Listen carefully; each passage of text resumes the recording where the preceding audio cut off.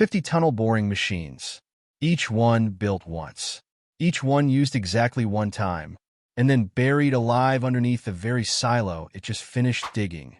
That single production decision is the most quietly disturbing detail in the entire show Silo, and almost nobody talks about it.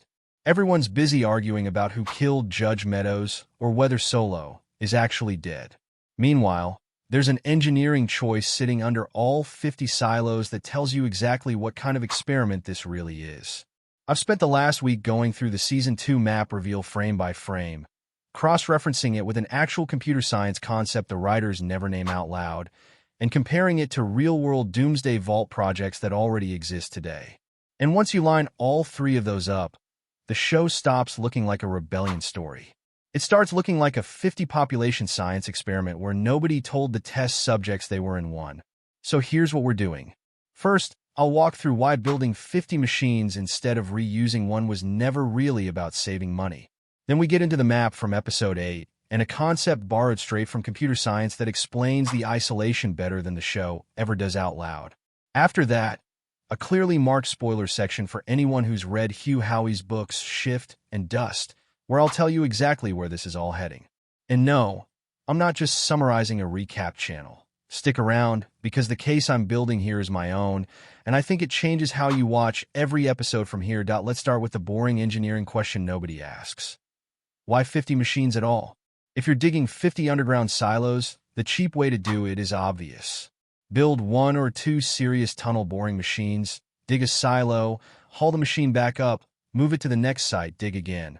That's literally how every large tunneling project on Earth actually works: subway systems, transit tunnels, big infrastructure jobs.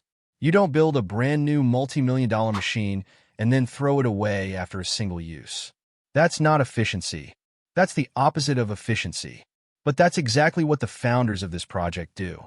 50 machines, 50 silos, and every single digger stays buried exactly where it finished working. The show frames it as a time saver.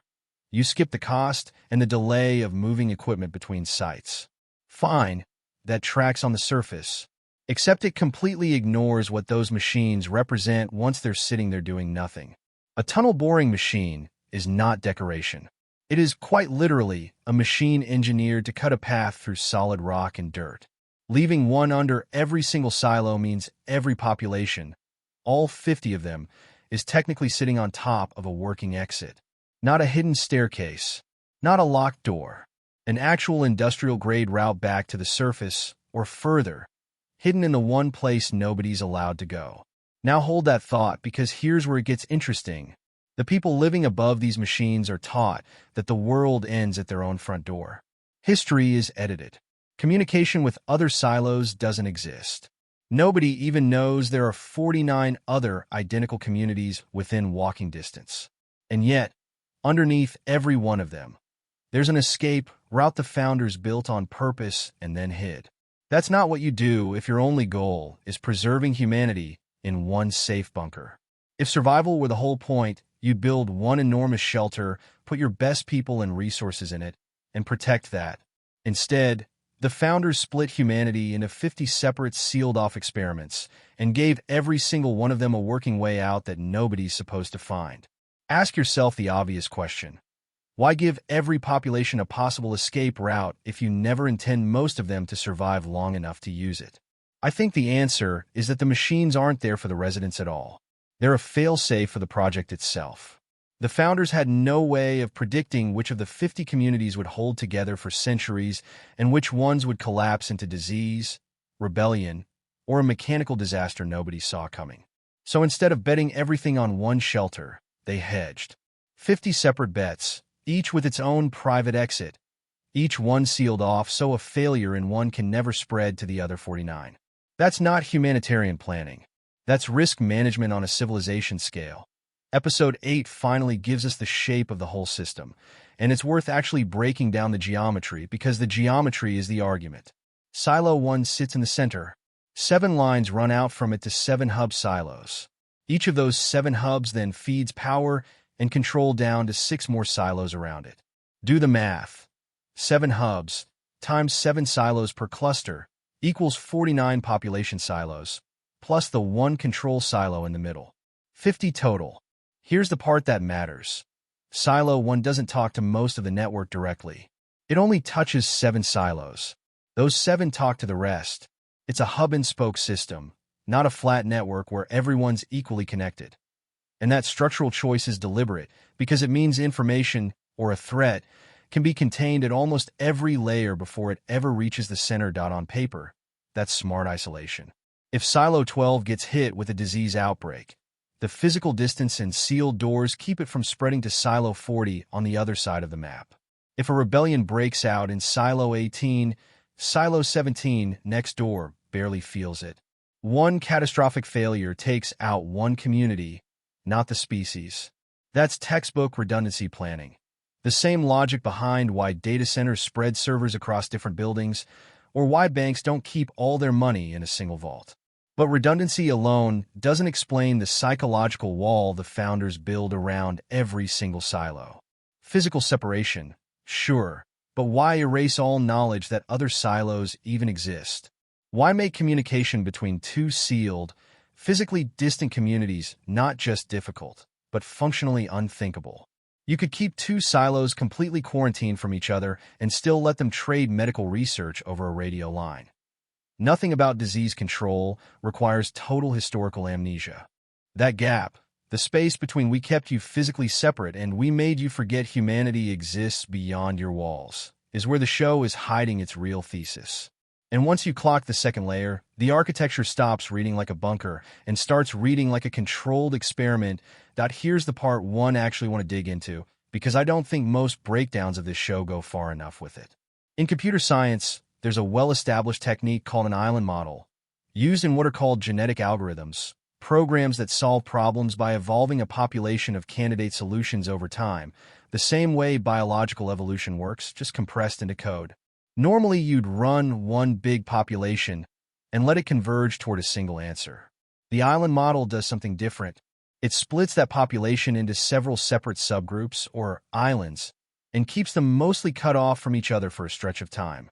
Each island starts from similar rules, but drifts in its own direction, because small chance differences compound generation after generation. Occasionally, a few individuals migrate between islands to keep things from getting stale, but the key mechanism is the isolation itself. Research on these systems has consistently shown something counterintuitive.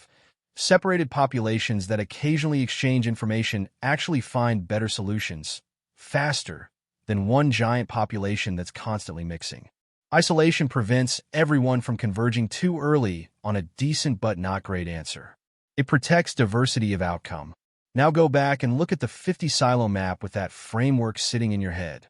49 population islands, all seeded from roughly the same starting conditions, same technology, same rulebook, same core resources. Contact between them is deliberately, aggressively prevented. Left alone for generations, each community drifts. Different leadership survives in one silo than another. Different crises get solved, or don't. One silo might stumble onto a solution to a problem that quietly kills a different silo 2 clusters over. And sitting above all 49 of them, watching but not participating, is a single control system with the authority to observe every outcome and decide what happens next. That is not a coincidence of storytelling. That is an island model dressed up as a bunker. And once you see it that way, the isolation rules stop looking paranoid and start looking procedural. You don't need 49 separate rebellions crushed by force if you can just quietly remove the ones that go wrong. You don't need every silo to survive. You need enough variation across 50 attempts that at least one of them produces something worth keeping. The founders weren't trying to save humanity in one shot. They were running 50 simultaneous trials and building the infrastructure to grade them. That reframes basically every rule we've seen enforced inside these silos. Reproduction limits aren't just population control. They're keeping each island's generation clock running on a comparable schedule. Banning historical records isn't just about hiding the truth of what happened. It stops one silo's mistakes from becoming another silo's cheat sheet. Even the architecture plays into it. Juliet discovers that Silo 17 and Silo 18 share nearly identical layouts, but face different directions, so a route that works perfectly in one is exactly wrong in the other. Similar enough to compare directly. Different enough that nobody can borrow a shortcut. That's an island model working as intended. Right up until someone builds a bridge between the islands. This is why Juliet becomes dangerous to something much bigger than one silo's local politics. She comes back from Silo 17, carrying information that was supposed to stay buried there permanently. Lucas and Kennedy start moving intel between silos that were never supposed to compare notes. And once two islands start trading what they actually know, not myths, not the sanctioned version, the real history, the entire premise of separate, independently evolving populations collapses. They stop being isolated test cases and start becoming one connected population again, the same way two islands in that computer science model stop drifting apart the moment migration opens up between them. An island model only produces useful variation while the islands stay separated. The second real information starts crossing the gaps. Every controlled difference the founders spent centuries maintaining starts collapsing at once. People realize the same lies were told in every silo. A weakness discovered in one becomes a weapon everyone else can use. And a system built entirely around 50 populations that don't know about each other cannot survive 50 populations that do. That's the real stakes of this season, underneath the politics and the murder plot. It was never really about who runs Silo 18. It's about whether the experiment itself can survive contact between its own subjects. Alright, in the books, Silo 1 spends centuries quietly running exactly the evaluation this whole video has been building toward. A central computer system tracks every population across an enormous range of variables and ranks each one's odds of rebuilding a stable civilization once the underground phase ends. Eventually, the project reaches a final stage, and one silo, just one, gets selected to return to the surface. Every other population is scheduled for termination. Suddenly, Daniel's 50 machines make complete sense, and honestly, they make sense in a much colder way than efficient construction. The founders genuinely could not predict, at the start, which of the 50 communities would eventually be the one chosen to walk back into the world. So every single one needed its own private route out, pointed at the same destination, a facility called Seed. Howey has referred to it informally as a 51st silo, sitting just outside the original 50-silo network, stocked with the food, equipment, and knowledge needed to actually rebuild civilization from scratch once a population is finally cleared to leave. Think about what that means for the Seed's language used earlier in the season. Real-world seed vaults, the kind that actually exist right now, like the Svalbard Global Seed Vault buried in a mountainside in Norway, store thousands of crop varieties specifically because nobody knows in advance which strain will survive a future disease, drought, or climate shift. You don't bet the future of agriculture on one variety. You preserve dozens, and let time and disaster decide which one actually mattered. The founders in Silo apply that exact same logic to entire human societies.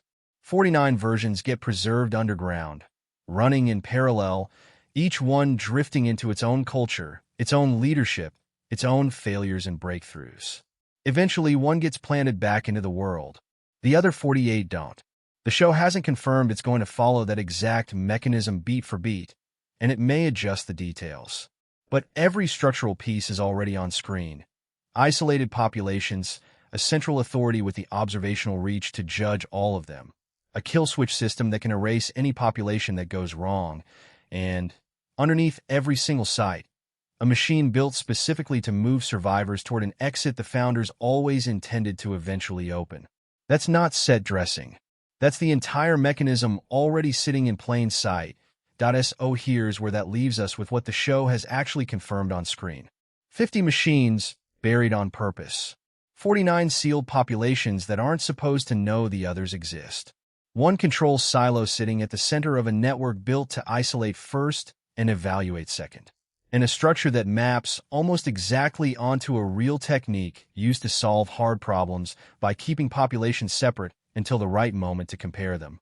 Juliet's not just fighting Bernard, or trying to get home, or clearing her name. She's the first real migration event in an experiment that was specifically engineered to prevent migration events. Every piece of information she moves between silos is a small crack in a system that depends entirely on those islands staying apart. The show hasn't told us yet how far this goes on screen, whether we'll actually see a selection process play out, who ends up making that call inside the story, or what happens to the populations that don't make the cut. But the architecture is now fully visible, and once you know what to look for, you can't unsee it in every scene that follows. If you want the deep dive on how the actual selection algorithm works in the books, and what seed looks like once someone finally reaches it, that's a video on its own. Let me know in the comments if that's the one you want next, and I'll get it out. Drop your theory below on which silo you think actually gets picked, and hit subscribe if you want the next breakdown the moment it's out. I'll see you in the next one.